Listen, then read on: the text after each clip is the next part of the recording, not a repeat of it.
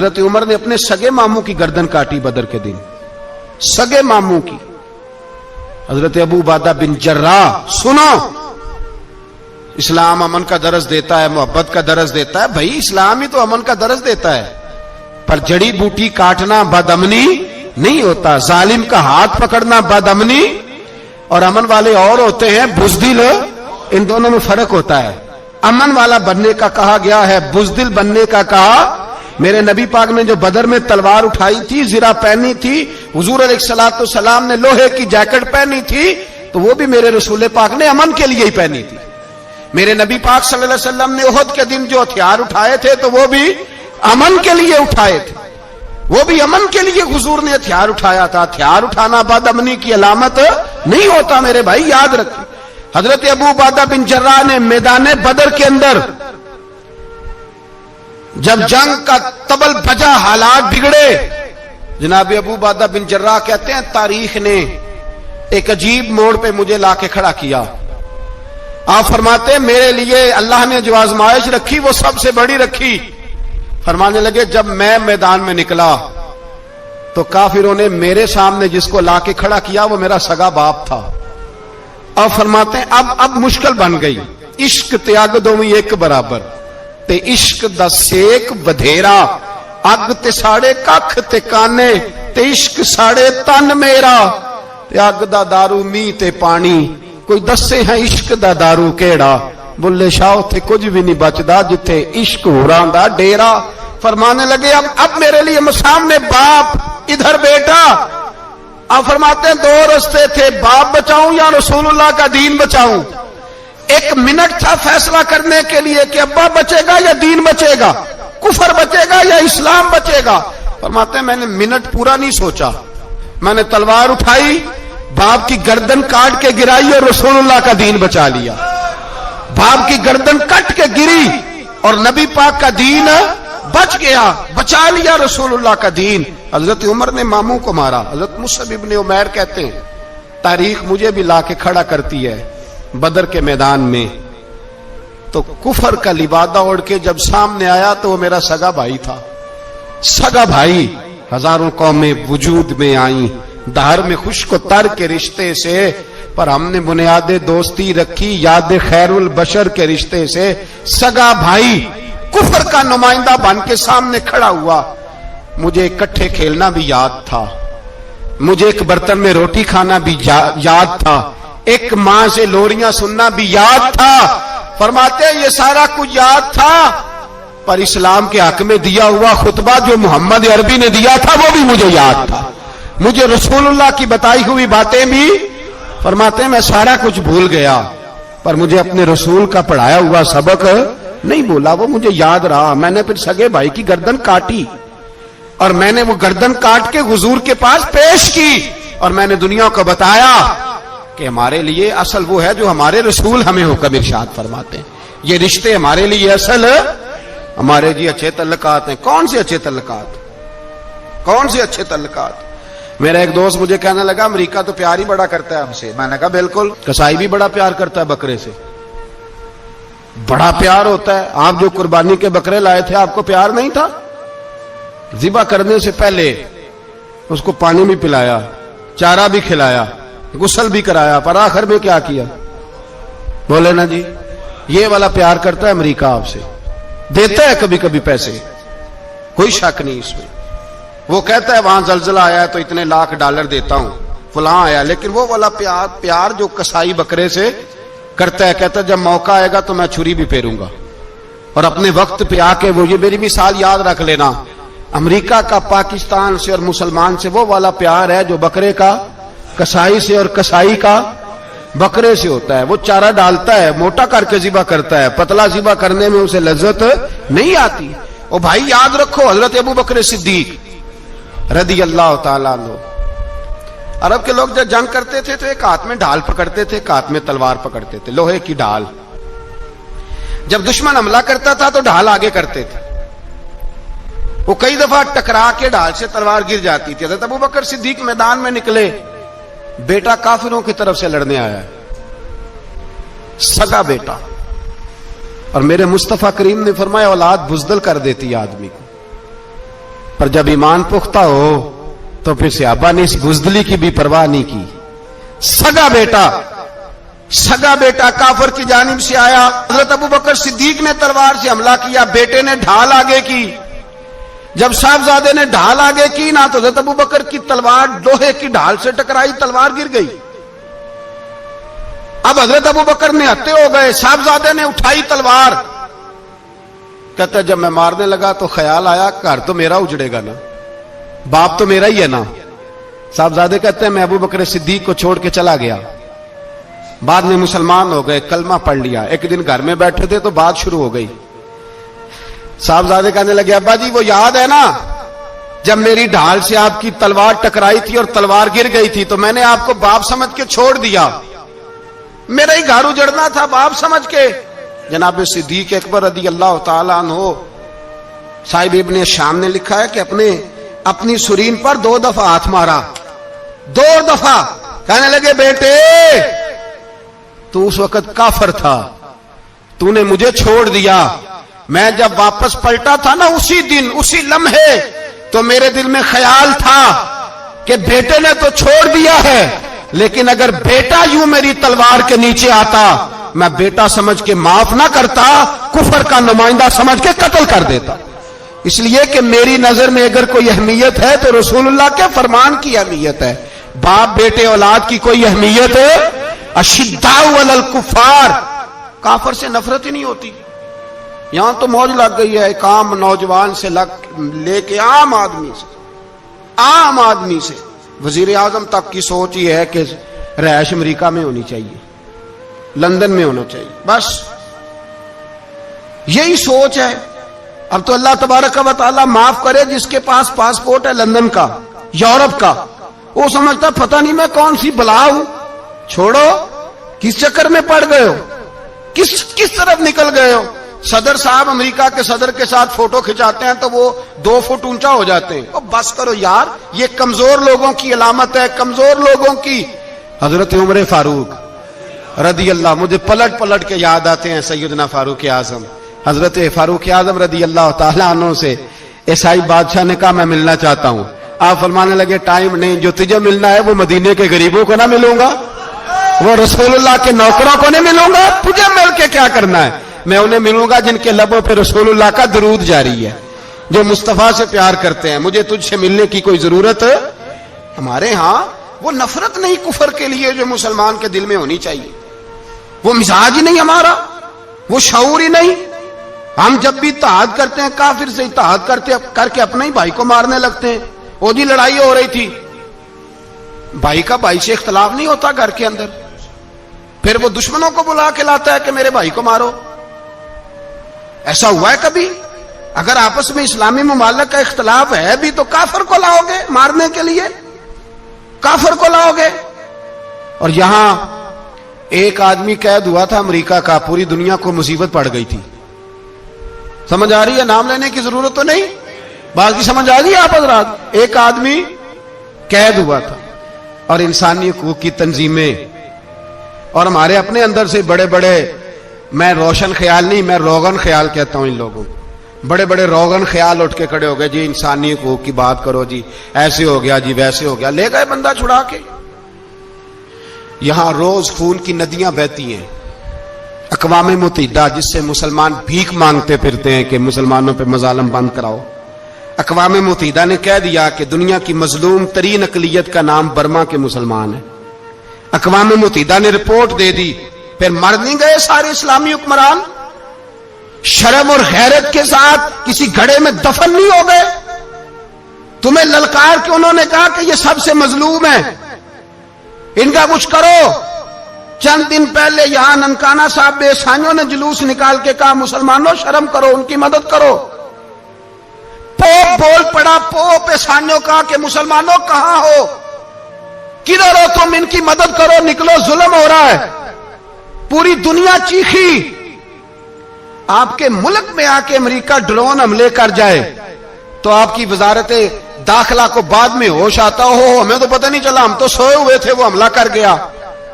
اور عالمی قوانین کی مخالفت کر کے برما کی حکومت کہتی ہے کسی صحافی کو بھی ہم اندر نہیں جانے دیں گے, ہمارا ذاتی معاملہ ہے. ایسے بے شرم لوگوں کو اپنا نمائندہ بناتے ہو جنہیں ہوش تک نہیں اس بات کی ہم نے کلمہ پڑھا ہوا ہے نبی پاک صلی اللہ علیہ وسلم کا.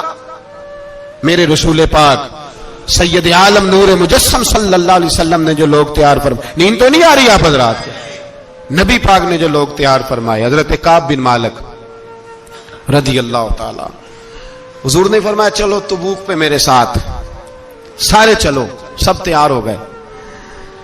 حضرت کعب بن مالک فرماتے ہیں مجھے گھوڑا بڑا دوڑانا آتا تھا, نیزہ بڑا چلانا آتا تھا, تلوار کا میں بڑا دھنی تھا, میں مالدار بھی تھا, میرے پاس بڑی وسائل تھے. حضور چلے گئے تو میں نے, یہ بخاری ہے, فرماتے ہیں میں نے سوچا کہ میں چلا جاؤں گا, کل میں گھوڑا دوڑاؤں گا, میں نے پیچھے پہنچ جانا, پرسوں چلا جاؤں گا, ترسوں بس سستی ہو گئی, نہ جا سکا.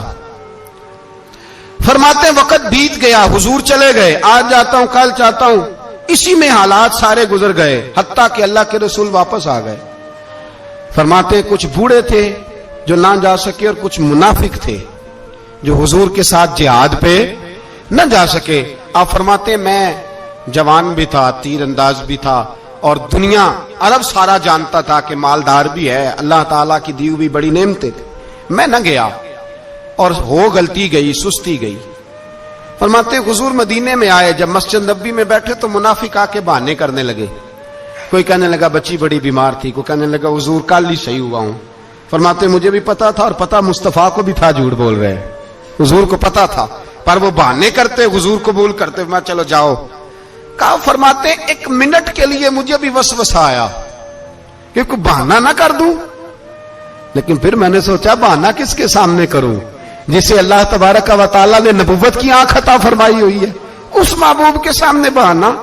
اس خیال آیا مسلمان نیک و بد پہچان جاتے ہیں, محمد آدمی کے دل کی باتیں جان جاتے ہیں, کدھر بہانہ کروں, حضور کو تو سارا پتا ہے. فرماتے میں گیا, حضور نے پوچھا کیوں نہیں آئے, اور پوچھا بھی مسکرا کے, کیوں نہیں آیا, مسکرا کے پوچھا. فرماتے میں نے سچ سچ بولا, میں نے کہا یا رسول اللہ سستی ہو گئی, حضور غلطی ہو گئی. جو بہانے لگا رہے تھے ان کو آزادی مل گئی, اور مکتب عشق کا دستور نرالا دیکھا, اس کو چھٹی نہ ملی جس نے سبق یاد کیا. فرماتے ہیں ان کو چھٹی مل گئی, میں نے کہا حضور غلطی ہو گئی, تو نبی پاک نے فرمایا اس سے کوئی بندہ کلام نہ کرے, خبردار میرے ساتھ بھی گفتگو نہ کرنا. حضرت کعب بن مالک فرماتے ہیں میرا چچا زاد بھائی, خالہ زاد بھائی سارے رہتے تھے, میں کسی کو سلام لیتا تو کوئی جواب بھی نہیں دیتا تھا. فرماتے ہیں میں مسجد میں نماز پڑھنے آتا, پر صحابہ کرام کو حضور نے منع کر دیا تو مدینے کی گلیاں بھی ناآشنا ہو گئی. فرماتے ہیں مجھے یوں لگتا تھا کہ مدینے کے در و دیوار بھی مجھ سے کلام نہیں کرتے, میں وہاں دعا منگیا کرو سنگیو کتے مرشد نہ رس جاوے, اے جنہاں دے پیر رس جاندے او جیوندے ہی مرے رہندے. کہا اس طرح لگا کہ جیسے حالات بگڑ گئے سارے میرے حق میں. آپ فرماتے ہیں میں مسجد میں آ کے بیٹھتا تو جب مجھے پتا تھا, میں جب آنکھیں ادھر کرتا تو حضور مجھے دیکھتے, اور جب میں نبی پاک کو دیکھتا تو حضور چہرہ پھیر لیتے. بول پڑے خواجہ غلام فرید صاحب, کہنے لگے میں ویکھاں تے میرا یار نہ ویکھے, جے میں نام ویکھاں تے او ویکھے, ایڈے نصیب کتھوں تتڑی دے او میرے وچ ویکھن دے ویکھے. غلام فریدا او بوے یار دے مریے, پاویں ویکھے یا نہ ویکھے. آپ فرماتے میں سید عالم صلی اللہ علیہ وسلم کو دیکھتا تو حضور رخ انور پھیر لیتے. حضرت کعب بن مالک رضی اللہ تعالیٰ عنہ فرماتے ہیں کہ حضور کا حکم آیا کہ بیوی کو علیحدہ کر دو. بار پہلے کوئی نہیں بات کرتا, اب کہا بیوی کو علیحدہ کر دو, تو میں نے کہا حضور طلاق دے دوں. فرمایا نہیں میکے بھیج دو, طلاق نہیں دینی. فرماتے ہیں بال بچہ بھی چلا گیا, نہ گھر میں کوئی نہ باہر کوئی, تنے تنہا. آپ فرماتے ہیں زمانہ جانتا تھا, عرب کے صوبوں میں بات پھیل گئی کہ کعب بن مالک جیسا سردار, مالدار, گھوڑ سوار, تیر انداز, نیزہ باز, اتنا بڑا سیانہ سنجیدہ آدمی جدا کر دیا نبی پاک نے. فرماتے ہیں غسان کے عیسائی بادشاہ نے مجھے خط لکھا. حضرت کعب فرماتے ہیں بڑی آزمائش تھی, پر یہ مصیبت سب سے بڑی تھی. غسان کے عیسائی بادشاہ نے خط لکھا, اس کا آدمی مجھے ڈھونڈتا پھرتا مدینے میں ملا تو خط اس نے مجھے دیا. خط میں یہ نہیں لکھا تھا کہ کافر ہو جاؤ معاذ اللہ, یہ نہیں لکھا تھا عیسائی ہو جاؤ.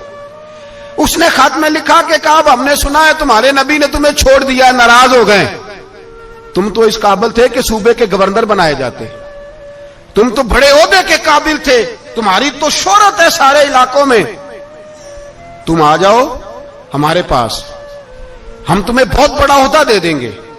حضرت کعب بن مالک فرماتے ہیں اب میری چیخیں نکلی، اب میں تڑپ کے رویا، میں نے وہ اس کا خط پکڑا اور جلتے ہوئے تنور میں ڈالا اور مسجد نبی میں سر سجدے میں رکھ کے میں نے کہا اے اللہ، میرا ایمان اتنا ہی مشکوک ہو گیا ہے کہ کافر کہتے ہیں میں ان کے ساتھ مل جاؤں گا، اے اللہ میرا ایمان اتنا مشکوک، کافر سمجھنے لگے ہیں کہ میں مسلمانوں کو چھوڑ کے ان سے اتحاد کروں گا۔ یہاں لوگ کہتے ہیں ہم نے پریشر کے لیے ان کو ساتھ ملایا ہے، ہم نے پریشر کے لیے کافر سے سمجھوتا کرو گے، اپنے بھائی پر ظلم کرنے کے لیے بے ایمانوں کے ساتھ دوستی کرو گے۔ حضرت کعب بن مالک فرماتے میں نے تندور میں ڈالا، میں تڑپ کے رویا، میں نے کہا اے اللہ میرا اتنا امتحان نہ لے کہ کافر سوچنے لگے کہ میں اسے سمجھوتا کروں گا، اے اللہ مہربانی فرما، اتنا امتحان نہ لے۔ روتے روتے گھر گیا، سحری تک روتا رہا، ایک آدمی دوڑا آیا کہنے لگا کعب جلدی چل، حضرت جبریل آ گئے ہیں، اللہ نے تیری توبہ قبول فرما لی ہے، رسول پاک نے تجھے یاد فرمایا ہے، چل آ جا۔ حضرت کعب بن مالک فرماتے میں قدموں میں گرا اور میں نے کہا محبوبہ میرا سارا ہی مال لے لے، حضور میری ساری صلاحیتیں لے لے، رکھ لیں سارا کچھ، مجھے وہ مال نہیں چاہیے جو آپ کے دروازے سے دور کر دے، حضور وہ دولتیں میرے کس کام کی جو آپ کے دروازے سے دور کر دے، بے نور بے چراغ جو محفل ہو پھونک دو، اعظم بلا سے اپنی وہ ہستی ہی کیوں نہ ہو، جو چیز اس کی راہ میں حائل ہو پھونک دو۔ حضرت کعب بن مالک رضی اللہ تعالیٰ عنہ نے ایک منٹ کے لیے بھی کافر سے سمجھوتا کرنا پسند نہ کی۔ نبی پاک صلی اللہ علیہ وسلم کے مدینے آنے سے پہلے ایک شخص تھا، عبداللہ بن ابی سلول اس کا نام تھا، تو مدینے والے لوگ اس کو اپنا پیشوا مانتے تھے، اوس بھی خزرج بھی، اس کی تاج پوشی بھی کی، بڑی اس کی منتا تھی۔ جب حضور آ گئے تو اس کا کاروبار بند ہو گیا۔ اب لوگ یہ نہیں سمجھتے کہ میں غلط ہوں، لوگ کسی کے مفادات کو ٹھیس پہنچتی ہے تو مخالفت کرنے لگ جاتا ہے۔ اب اس کے حالات جب خراب ہوئے تو اس نے پتہ کیا کیا، جھوٹ موٹ کا کلمہ پڑھ لیا۔ سمجھ آ رہی ہے باتوں؟ جھوٹ موٹ کا، اور منافقوں کا ایک ٹولہ اس نے تیار کر لیا جس کا قرآن مجید نے سورہ منافقون میں ذکر کیا۔ ایک جنگ کا موقع تھا، نبی پاک صلی اللہ علیہ وسلم تشریف لے گئے تو عبداللہ بن ابی سلول بھی چلا گیا۔ حضرت عمر فاروق رضی اللہ تعالیٰ عنہ کے ایک غلام تھے، وہ پانی لینے کنویں پہ گئے، ادھر سے انصار میں سے، چونکہ حضرت عمر کے غلام مہاجر تھے، انصار میں سے ایک شخص پانی لینے پہلے سے آیا ہوا تھا، پانی بھرنے میں کوئی اختلاف ہو گیا، جھگڑا ہو گیا، مار کٹائی تک نوبت آ گئی۔ حضرت عمر کے غلام نے کچھ چیز مار دی، اس شخص کو زخمی ہو گیا، اس نے پکارا، عبداللہ بن ابی سلول نے سمجھا کہ موقع اچھا ہے، دوڑا ہوا آیا اور آ کر اس نے کہا انصار مدینہ بھاگ کے آؤ، جلدی آؤ، اور بڑے غلط جملے استعمال کیے، کہنے لگا اگر ان لوگوں کو تم اپنا بچا کچا کھانے کو نہ دیتے مہاجروں کو تو آج یہ تمہارے سر پہ نہ بیٹھتے، معاذ اللہ ایسی باتوں پہ کہا کریں، بولے یہ روزمرہ کی گفتگو میں عادت بنائیں، کوئی ایسی بات کرنی ہو تو معاذ اللہ استغفر اللہ کہہ کے کرنی چاہیے۔ اس نے کہا کہ معاذ اللہ اب ان کو بچا کچا نہ دیں تو یہ ہمارے سر پہ نہ بیٹھتے۔ شور کیا اس نے، ہمارے ہاں بھی سیانے بندے